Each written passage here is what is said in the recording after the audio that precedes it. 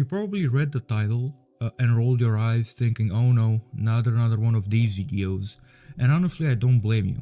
When I would see videos with titles like Dark Souls is not just a game or Bloodborne saved my life, I used to have the same reaction. It's just a game at the end of the day, right? I mean, come on, get over it. But now I understand, because it happened to me too. After being a gamer for so many years, not a single game has ever moved me or taught me as much as Elden Ring. I found my favorite game in my mid-20s, and I know that's not going to change.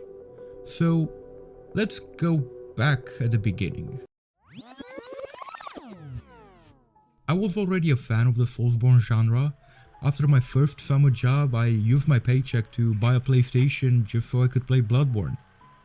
I already been infatuated with Dark Souls, with the Dark Souls series as a whole. My first experience was with Dark Souls 3, and well, needless to say, I was absolutely bloody terrible. I couldn't even get past Judex Gundyr at first, and I quit so many times, but for some reason, I kept coming back. Maybe it was the music, or the lore, or the feeling of accomplishment waiting at the end of each battle, but I wanted to learn this game, I wanted to beat it, to prove something for myself. Fast forward to 2019, I was a second year university student majoring in literature, just as my father had always encouraged me to. He passed on his love for books to me from a young age, and the very first book I ever read, cover to cover, was Papillon by Henri Charrière, a worn copy he kept on his bookshelf. From there he recommended others, Stendhal, Poe, Lovecraft, stories that we'd talk about over coffee in the morning, sometimes with a cigarette at hand, sharing ideas. Those books hold a special place in my heart, the same way those quiet shared moments with my dad do. Then in 2019 I saw the first announcement for Elden Ring. Like a lot of fans, I was excited. It was a project in collaboration with George R. R. Martin, one of my favorite authors. And I was excited, man, but I knew I had to be patient. Projects like these take time. So just life carried on, and hype faded. And then in 2021, everything changed. That year, my father was diagnosed with pancreatic cancer. Man, he was the strongest person I knew, always there for me, always steady. But suddenly, he wasn't that person anymore. I couldn't imagine the protector needing protection, I couldn't imagine the pain he must have been feeling. And part of me still can't bear to think about it, man. In early 2020, when Elden Ring finally came out, I was a grad student with a thesis I didn't even start. My dad's health was worsening, and honestly, gaming and even work on the project, on the thesis, was the last thing on my mind.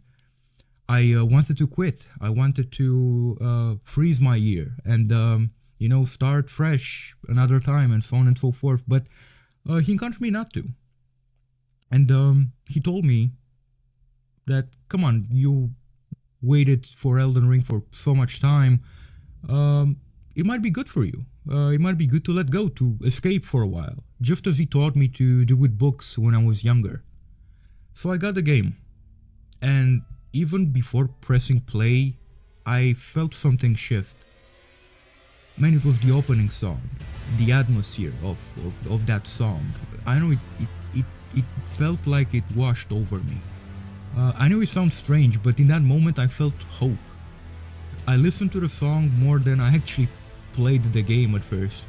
I just needed to feel that sense of life and adventure and something that felt out of reach in reality. By the time of this recording in November 2024, I've beaten Elden Ring a dozen times, even completing a Deathless run. I've played other Souls games, I've finished all of them. But nothing hit me like Elden Ring. Critics praise its open world, mechanics, combat and art, but to me it's a story about hope. It's a story about family. In that game, hope isn't easy or immediate. It teaches you grit. You have to work for it, man. You have to earn it. Elden Ring taught me to persevere, to keep pushing forward. Not just in the lands between, but in my own life. Playing Elden Ring changed my outlook. I stopped beating myself for my mistakes, stopped agonizing over every single detail, and week after my first playthrough, I finally sat down to write my thesis. And for the first time in months, I felt okay.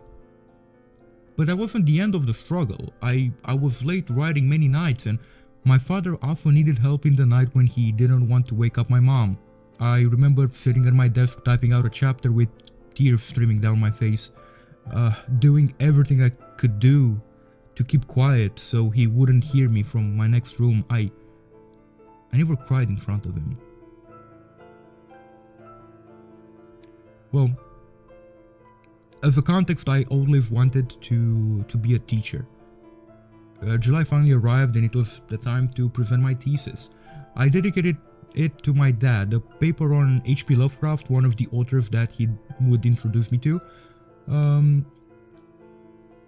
I'll never forget that moment. I called him afterward, telling him that I received the highest score and thanking him for everything. That was the first time I heard him cry. He passed away a week later on July 16th, surrounded by family. I didn't even have time to mourn properly.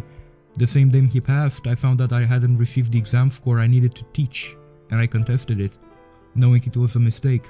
A week later, my score was corrected, and I was on my way to becoming a teacher. I feel like a last gift from my dad, as if he was still looking out for me. A few months later, I started my PhD. When I presented my research proposal, my professors were impressed. I was the type of student who would just sit back, relax, not talk, not engage.